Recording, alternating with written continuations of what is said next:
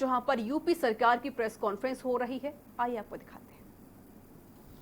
आरोग्य सेतु के अंतर्गत जिन लोगों को अलर्ट जनरेट हुए हैं उनमें से 89,520 लोगों को हमारे कंट्रोल रूम से कॉल किया गया है और इनमें से 168 लोग इस समय संक्रमित हैं और वो अपना इलाज विभिन्न चिकित्सालयों में करवा रहे हैं। 3,421 लोगों को क्वारंटाइन में रखा गया है। आशा वर्कर्स के द्वारा अब तक 18,03,327 प्रवासी कामगारों को ट्रैक किया जा चुका है और उनके लक्षणों के बारे में सूचना दी गई है, जिसके आधार पर जो भी प्रवासी कामगार लक्षणात्मक पाए जाते हैं उनके सैंपल लेकर के उसकी जांच की जाती है। अब तक उन्होंने 1,584 प्रवासी कामगारों को आइडेंटिफाई किया है जिनमें कोई ना कोई लक्षण मिला है। सर्वेलेंस की कार्रवाई के अंतर्गत 20,212 इलाकों में अब तक सर्वेलेंस की कार्रवाई की गई, जिसमें 6,881 हॉटस्पॉट और 13,331 नॉन हॉटस्पॉट के एरियाज हैं। 1,35,753 टीम दिवस के माध्यम से 1,41,622 घरों का सर्वेलेंस अभी तक किया गया है और इनमें 5,12,71,400 लोग रहते हैं। टारगेटेड सैंपलिंग जो हम कर रहे थे, हमने प्रारंभ किया था, वो लगातार वो काम हमारा जारी है। हम गाँव में जो माइग्रेंट वर्कर्स जहाँ आए थे उसका हमने किया था। उसके बाद हमने जो ओल्ड एज होम्स हैं, नारी निकेतन हैं, बाल गृह हैं, उसका किया था। फिर हमने जो अर्बन स्लम्स हैं उनका किया। फिर हमने जो अस्पताल हैं, सरकारी और निजी अस्पताल, उनके जो स्टाफ हैं उनकी रैंडम सैम्पलिंग की। आज हमारी रैंडम सैम्पलिंग, टारगेटेड सैम्पलिंग जो हम करते हैं, पूल टेस्ट करेंगे उस पर, वो जो वेंडर्स हैं, डिलीवरी बॉयज़ हैं, रोड साइड ढाबाज हैं, उनका आज रैंडम सैंपल किया जा रहा है और जब उसके परिणाम आएंगे तो फिर आपसे हम उसको भी साझा बाद में करेंगे। इस प्रकार से हम ये लगातार प्रदेश में टारगेटेड रैंडम सैम्पलिंग कर रहे हैं। जो ग्रुप्स वल्नरेबल हैं या जो ग्रुप्स जिनमें हाई मोबिलिटी है, जिनके कि बहुत ज़्यादा लोगों के संपर्क में आने की संभावना रहती है और उनमें संक्रमण की संभावना भी रहती है, उनको हम लगातार उनकी हम जांच करवा रहे हैं। जांच के दो उद्देश्य हैं। एक तो कि चूँकि इनमें संक्रमण की संभावना है तो तत्काल इनकी पहचान कर ली जाए, इनका समय से इनका इलाज हो जाए। दूसरा इसका उद्देश्य ये है कि जो ये हाईली मोबाइल ग्रुप है या बहुत वल्नरेबल ग्रुप है, उसको इस टारगेटेड रैंडम सैम्पलिंग के माध्यम से उसके बीच में ये जागरूकता बनाई जाए कि उनमें संक्रमण की संभावना ज़्यादा है, इसलिए उन्हें सावधान रहना चाहिए। इसी तरह से हम लोगों ने पहले जो प्रदेश की जेलें हैं, जेलों में भी हमने रैंडम सैम्पलिंग करवाया था। तो जहाँ भी क्लोज स्पेसेस हैं या जहाँ भी लोग हाईली मोबाइल हैं, वहाँ पर हम लोग टारगेटेड रैंडम सैम्पलिंग लगातार करवा रहे हैं। कोविड हेल्प डेस्क बनाने का निर्देश माननीय मुख्यमंत्री जी का द्वारा दिया गया है और उस क्रम में जो हमारे प्राथमिक स्वास्थ्य केंद्र हैं और जो हमारे सामुदायिक स्वास्थ्य केंद्र हैं, वहाँ पर हमारे कोविड हेल्प डेस्क अधिकांश जगह पर बन के प्रारंभ भी हो गए हैं और हर एक कोविड हेल्प डेस्क पर एक इंफ्रारेड थर्मामीटर और एक पल्स ऑक्सीमीटर दिया जा रहा है। जो भी व्यक्ति लक्षणों के आधार पर हर एक व्यक्ति की थर्मल स्क्रीनिंग और ज़रूरत पड़ने पर उसकी पल्स ऑक्सीमीट्री की जाएगी। पल्स ऑक्सीमीटर का जब आप प्रयोग करते हैं, क्योंकि सभी कार्यालयों में भी जो प्रमुख कार्यालय हैं जहाँ बहुत लोग आते हैं, वहाँ भी माननीय मुख्यमंत्री जी का यह निर्देश हुआ है कि वहाँ भी कोविड हेल्प डेस्क बनाया जाएगा और वहाँ पर भी वो इंफ्रारेड थर्मोमीटर और पल्स ऑक्सीमीटर रखेंगे। तो पल्स ऑक्सीमीटर का जब हम प्रयोग करते हैं, क्योंकि ये लोगों की उंगली में लगाया जाता है, तो इसलिए जब एक व्यक्ति के बाद जब दूसरे व्यक्ति को लगाया जाए तो उसको पहले अच्छे से डिसइंफेक्ट कर लेना चाहिए। तो ये प्रोटोकॉल हमने सभी को लिख के दिया है। हमारे स्वास्थ्य विभाग के लोग जानते हैं, लेकिन जो अन्य विभागों में जहाँ कोविड हेल्प डेस्क बनने वाला है, उनको भी हम ये लिखित भी ये हम उनको सुझाव दे देंगे, गाइडलाइन देंगे, लेकिन उनको ये इसके माध्यम से भी, आपके माध्यम से भी हम अवगत करा रहे हैं और लोगों को भी अवगत करा रहे हैं। जिन लोगों की भी पल्स ऑक्सीमीटर लगाया जाए, उनको भी ये देख लेना चाहिए कि उनको लगाने के पहले इसे डिसइंफेक्ट कर लिया गया है। चूंकि अभी तक इस संक्रमण की कोई वैक्सीन नहीं है और हम ये लगातार देख रहे हैं कि ये तेजी से बढ़ता है, तेजी से फैलता है, तो सावधान रहकर, सतर्क रहकर हमें अपना बचाव इस संक्रमण से करना है। और इसके लिए जब भी हम सार्वजनिक स्थलों में जाएं तो हम अपने मुंह और नाक को ढकें, मास्क से ढकें, रुमाल से ढकें, दुपट्टे से ढकें, गमछे से ढकें, लेकिन हम और मुंह और नाक को हम अपने ढक कर रखें और 2 गज की दूरी हम मेंटेन करें। तो 2 गज की दूरी और मास्क है ज़रूरी। इस नारे को याद रखेंगे तो आप सावधान रह करके, सतर्क रह करके संक्रमण से बचेंगे। और इसके अलावा अपने हाथ को बार बार साबुन पानी से धोते रहना या सैनिटाइजर से साफ करना, जिससे कि आपके हाथ पर कोई भी वायरस न रहे, न टिके और उस आपके हाथ के रास्ते आपके शरीर में न जाए। तो कुछ सावधानियों को ध्यान में रख करके और सतर्कता बरत करके इस संक्रमण से हम बच सकते हैं और फिर हम अपने परिवार को भी और अपने मित्र, इष्ट मित्रों को, सगे संबंधियों को भी हम संक्रमण से बचा सकते हैं। तो सावधान रहिए, सतर्क रहिए, संक्रमण से बचिए, खुद भी बचिए, दूसरों को बचाइए और पूरे प्रदेश में इस प्रकार से एक आंदोलन चला करके, सावधान सतर्क रहने का आंदोलन चला करके पूरे प्रदेश में संक्रमण को नियंत्रित रखिए। अब मैं अनुरोध करूंगा अपर मुख्य सचिव गृह से।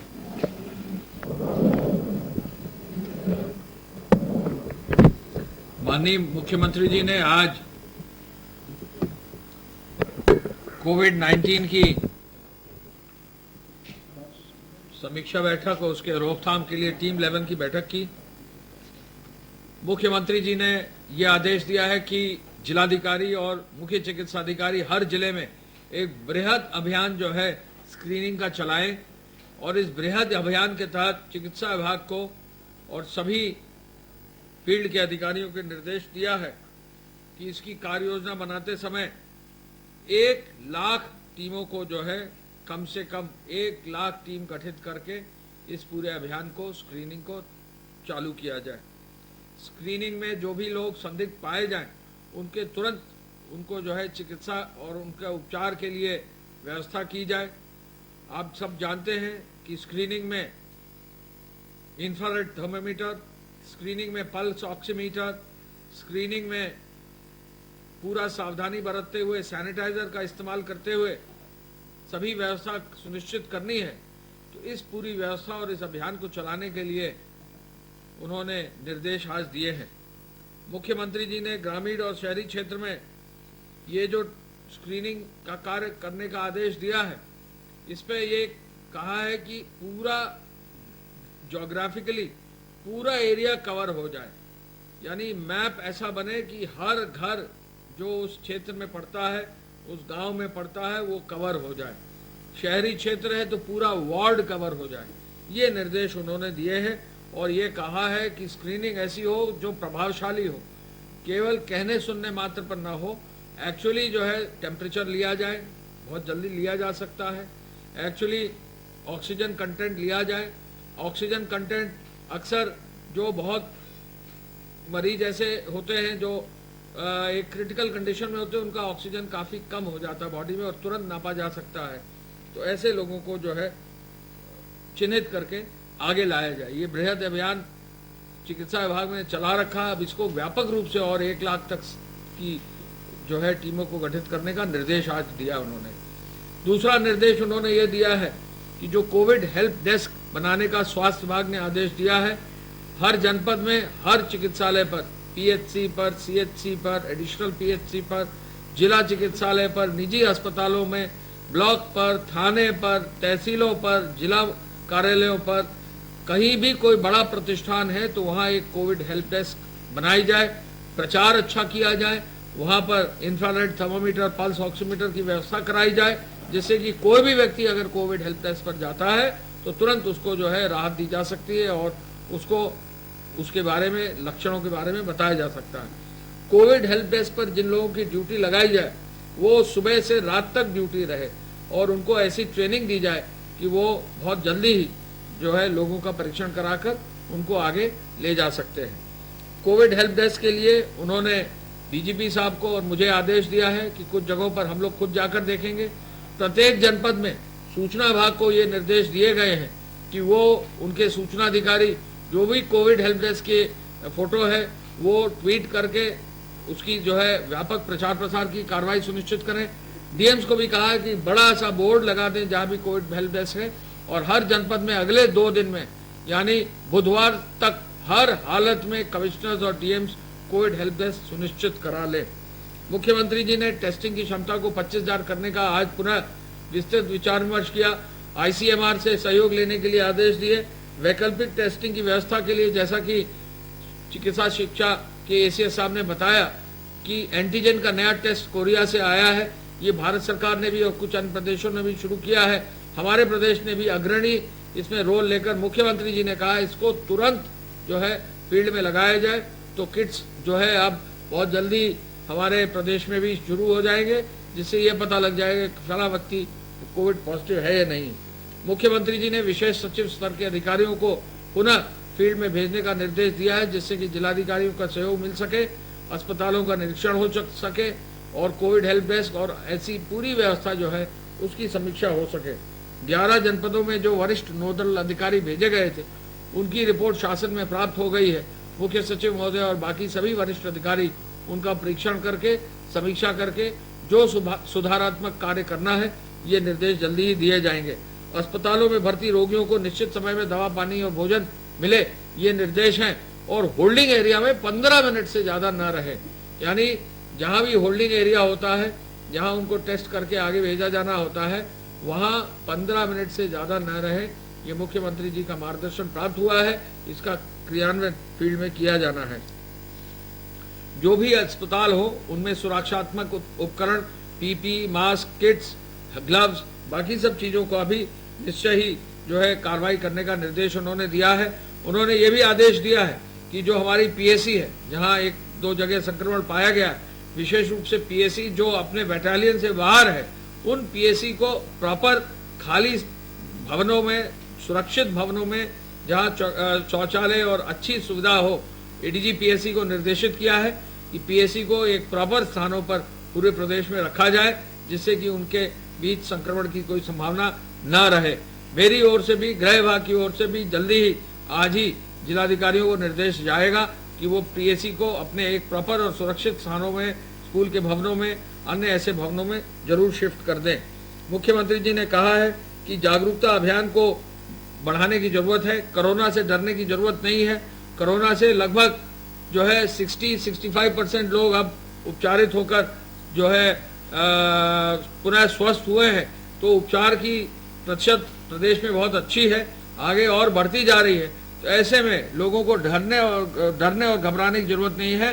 केवल मास्क पहनना है जरूरी, 2 गज की दूरी, मास्क पहनना है जरूरी, दोनों चीज जरूरी है। मास्क भी पहने, 2 गज की दूरी रखें। यदि किसी भी व्यक्ति को आप जो है दूरी रखेंगे तो संक्रमण की संभावना लगभग नगण्य रहेगी। यही इसका मूल मंत्र है। इसको और अधिक जो है प्रचारित करने के लिए सूचना विभाग हर जनपद में बड़े-बड़े पोस्टर्स पूरे विवरण के साथ भेज रहा है, और संबंधित जिलाधिकारियों को, फील्ड के अधिकारियों को पोस्टर्स भेजकर, होर्डिंग भेजकर प्रचार करके, रेडियो में प्रचार करके, हम हर एफएम रेडियो के हर चैनल पर प्रदेश में प्रचार करेंगे। 9 बार प्रचार जो है एफएम चैनल्स पर प्रदेश में होगा, जिसके माध्यम से कोविड और कोविड से बचने के लिए क्या लोगों को रास्ता अपनाना चाहिए, कैसे गृहिणी कोविड से बच सकती है, कैसे दुकानदार कोविड से बच सकते हैं, कैसे जो है जो कार्यालय लोग जा रहे हैं वो कोविड से बच सकते हैं, कैसे वरिष्ठ नागरिक जन कोविड से बच सकते हैं, कैसे जो है अगर 2 व्हीलर पर कोई जा रहा है तो वो कैसे कोविड से बच सकता है, कैसे जो है मंडियों में लोग अगर जा रहे हैं तो सब्जी कैसे खरीदे और सब्जी को कैसे धोकर रखे, कैसे उनसे बच सकते हैं कि मंडी से जो सब्जी ला रहे हैं उनमें कहीं कोई इन्फेक्शन ना हो, कैसे अपने घर में बर्तनों को धोए जिससे कि कोविड जो है ना फैले, ये बताया जा सकता है। कैसे मास्क लगाएं, किस तरह का मास्क लगाएं, मास्क को कैसे धोएं और कैसे साफ करें जिससे उसको रीयूज किया जा सकता है। इस प्रकार की जो है डिटेल रेडियो चैनल्स के माध्यम से और विजुअली भी जो है टेलीविजन के माध्यम से प्रचारित करने का मुख्यमंत्री जी ने निर्देश दिया है। बहुत जल्दी ही ये प्रचार हमारे प्रदेश में चालू हो जाएगा। जहां तक अटल भूजल योजना का सवाल है, जल जीवन मिशन के अंतर्गत मुख्यमंत्री जी ने ये निर्देश दिया है कि बरसात के मौसम में चेक डैम, जो बंधी, तालाब आदि, इनको खोदकर इनमें पानी के जल संरक्षण के और साथ साथ वनीकरण के कार्य को भी सुनिश्चित करने का निर्देश दिया है। गौवंश में इस समय खुरपका और मुंह पका रोग जो है, इस बरसात के मौसम में विशेष रूप से जब गर्मी रहती है ये रोग फैलता है। इससे बचाव के लिए निर्देश दिया है कि टीकाकरण की कार्रवाई व्यापक रूप से की जाए। सड़कों पर व्यापक रूप से जो है निगरानी पुलिस द्वारा की जा रही है, फिर भी कुछ सड़क की दुर्घटनाएं हो रही हैं। एक्सप्रेसवे पर भी कुछ दुर्घटनाएं हुई हैं। मुख्यमंत्री जी ने कहा है कि इसको समीक्षा करें, कैसे हम और दुर्घटनाओं को रोक सकते हैं, कैसे यदि दुर्घटना हो जाती उपचार को और तेज कर सकते हैं, ये निर्देश भी उन्होंने दिए हैं और इसके लिए भी हम लोग कार्रवाई सुनिश्चित करेंगे। दुर्घटनाओं से लोग बच सकें, सावधानी बरतें, ड्राइवर्स को कैसे जो है उनको ये शिक्षा दी जा सकती है, कैसे उनको ट्रेन किया जा सकता है, कैसे उनको अवेयर किया जा सकता है, इसके लिए भी एक निर्देश उन्होंने परिवहन विभाग और पुलिस विभाग को दिए हैं। कानून व्यवस्था की स्थिति में जीरो टॉलरेंस है, किसी भी रूप में कहीं भी लूट की घटना ना हो। कुछ जगहों पर जहां भी लूट की घटना हुई है, पुलिस ने लगातार दबिश देकर प्रॉपर इन्वेस्टिगेशन करके जहां भी प्रदेश में लूट की घटना हुई है वहां जो है सफलता हासिल करते हुए लूट की सामग्री या लूट की कैश भी बरामद किया, कार्रवाई भी की है। आगे लूट की घटना हो ही ना, बैंकों के एटीएम्स के बारे में निर्देश मुख्यमंत्री जी ने दिया है कि बैंकों के एटीएम्स के बारे में बैंकों से समन्वय बनाकर उनको और सुरक्षित रखा जाए, वहां सुरक्षा कर्मी रहे, सीसीटीवी रहे और वहां पर ग्राउटिंग प्रॉपर रहे, जिससे कि एटीएम्स को कहीं भी कोई किसी तरह का नुकसान न पहुंचा सके। पुलिस की पेट्रोलिंग बढ़ाने के लिए, अवैध असलाहों के खिलाफ अभियान चलाने के लिए और इसके साथ साथ कहीं भी कोई भी किसी भी रूप में यदि कोई अपराध महिलाओं के प्रति कहीं है तो वहां सख्त से सख्त कार्रवाई करने का निर्देश उन्होंने दिया है। गंभीर अपराधों के फॉलोअप के लिए हर जिले में 30 जून तक मॉनिटरिंग सेल की कमेटी संबंधित डीएम और एसएसपी अपने माननीय जिला जज की अध्यक्षता में करते हैं। अपने जिला जज से अनुरोध करके मॉनिटरिंग सेल की कमेटी डीएम एसपी को निर्देशित किया गया है कि जो भी मुकदमे हैं उनके शीघ्र निस्तारण के लिए, प्रभावी पैरवी के लिए वो बैठक भी जल्दी आयोजित करें। मुख्यमंत्री जी ने जो निर्देश दिए हैं उसी के क्रम में हम ये कहना चाहेंगे कि अब तक जो है कुल मिलाकर 406 crore 306.99 crore Covid care fund में, Uttar Pradesh Covid care fund में आ चुका है। ये जो धनराशि आई है वो सीएम रिलीफ फंड से प्राप्त 214.80 करोड़ है और पब्लिक कंट्रीब्यूशन से 192.19 करोड़, यानी 21 तारीख तक 21/6 तक 406.99 करोड़ की धनराशि अब तक प्राप्त हो चुकी है और 1 लाख से अधिक 1508 दानदाताओं ने Uttar Pradesh Covid care fund में धनराशि दी है। जनपद के आश्रय स्थल कुल 18,195 थे, जिनमें लगभग 14.5-15 लाख की क्षमता थी। अब 2 ही आश्रय स्थल चल रहे हैं और सभी लोग आश्रय स्थलों से अपने होम क्वारंटाइन में जा चुके हैं। तो आप ये यूपी सरकार की प्रेस कॉन्फ्रेंस देख रहे थे। बता दें आपको उत्तर प्रदेश में जो आंकड़ा है कोविड-19 का वो 17,000 के पार हो चुका है और लगातार पेशेंट बढ़ते जा रहे हैं। लेकिन सरकार की तरफ से एक नारा जारी किया गया है, 2 गज की दूरी और मास्क भी जरूरी। तो इसके साथ इस बुलेटिन में इतना ही। नमस्कार।